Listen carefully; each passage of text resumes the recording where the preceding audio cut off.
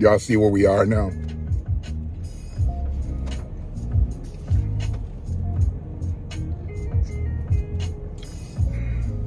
I mean, do you really see where we are? See, I couldn't put myself in a position yesterday to feel like we won something, because I know we haven't won anything. And I know a lot of people think that I'm just all about the rant. But see, there's so much more behind the rant. And what people need to be most concerned with is, how did I get to the point where I'm ranting? Why would I rant? Why do I need to rant? People have seen me in other settings where I have been totally docile. When you see me with my grandchildren, you don't see me running around crazily yelling at my grandchildren. You know, you've seen me at peace, you know, cooking, you know. I mean, I'm not yelling and screaming. I'm not the, what's the guy that yells at everybody on TV? I'm not that guy. I'm very tranquil when I cook. But see, where I'm not tranquil, where I'm not docile, is when I see politicians and people that elevate politicians in a position where they feel like they won something. And yesterday, many people felt like they won something. It was the 1 year anniversary to the death of George Floyd. I mean, how fucking stupid is that? The 1 year anniversary. When I think of anniversaries, I think of happiness. You want to commemorate the 1 year anniversary of George Floyd's death. When I think of commemorating something, I think of this distinguished individual that you want to elevate to the highest heights, because maybe they are still here, but sometimes they're not.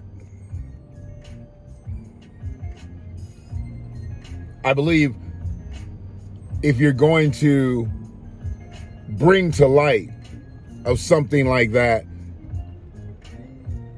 you have to have a reason. And I don't see why there was a reason to celebrate George Floyd's death yesterday. I mean, right at 3957 Chicago Avenue in Minneapolis, Minnesota, somebody got shot in that corridor yesterday.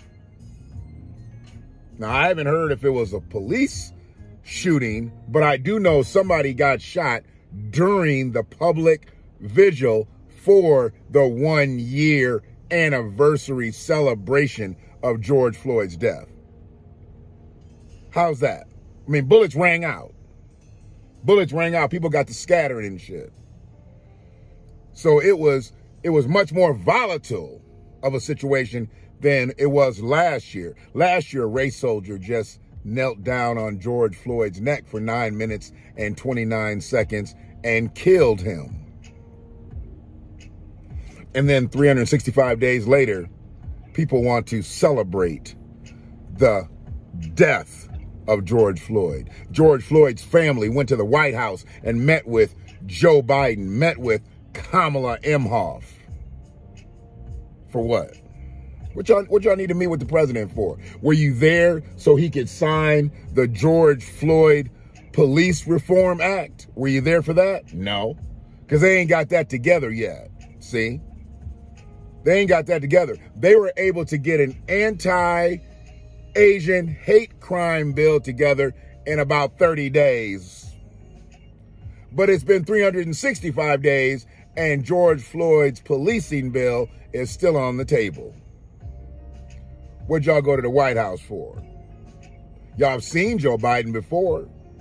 He came to Minneapolis. He talked to y'all. Y'all done seen politicians and celebrities and all that. What the hell did you go there for? And I look at his family at this point, they're going to be used as tools in this process.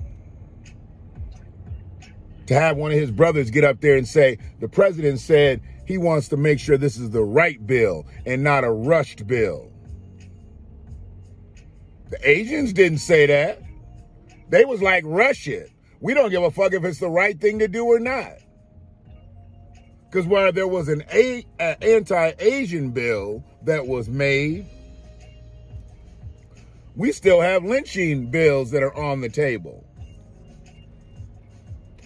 While there was $50 million given to the Asian Pacific Islander community, we still got HR 40 on the table. And keep in mind, I'm not saying HR 40 is the key, but when we talk about restorative justice, that's our first level now, because they don't want to talk about reparations. They only want to talk about HR 40. But the Asians say, we'll take that 50 million. Come on, give us that. And all the other accesses that they already have in this country. We'll take that, take more of that. Now make people just scared to talk to us, scared to fuck with us in any way. Do all that. Yep, do that too. See, ain't nobody thinking about that. There's the long-lasting effects of having an anti-Asian hate crime bill come up, but you don't have an anti-black hate crime bill.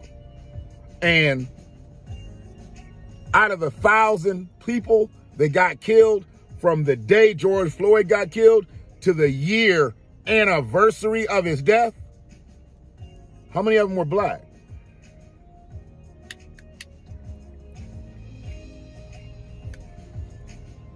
How many of them were Asian?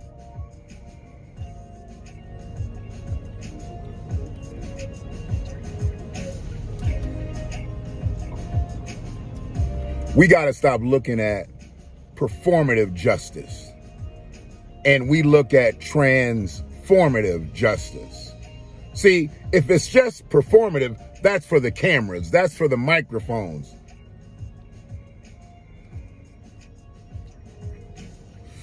If it's transformative, that's for the people. And I know a lot of people say I'm negative. I'm negative. Everything you say is negative. It's not negative. You just don't want to hear it the way I say it. And I get it. It's 2021 and we have reached the age of sensitivity to no end. But I ain't never been sensitive. So why would I be now? Why y'all want me to ease up now in my old years? Why y'all want me to let up now? I've always been here.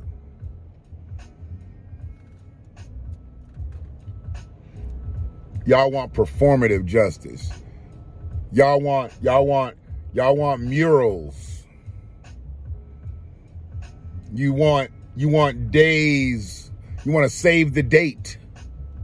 Fuck that date. That date ain't get me no policy. Fuck that mural. That mural ain't get me no policy.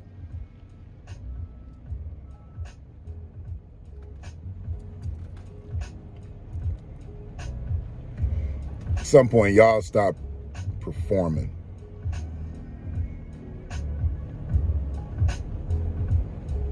Just stop performing. Because the government, they ain't transforming.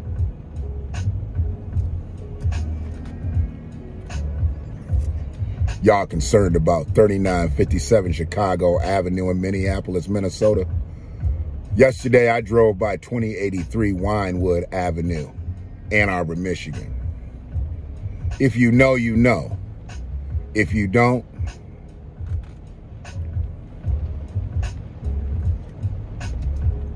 and I didn't celebrate shit. I just never forget.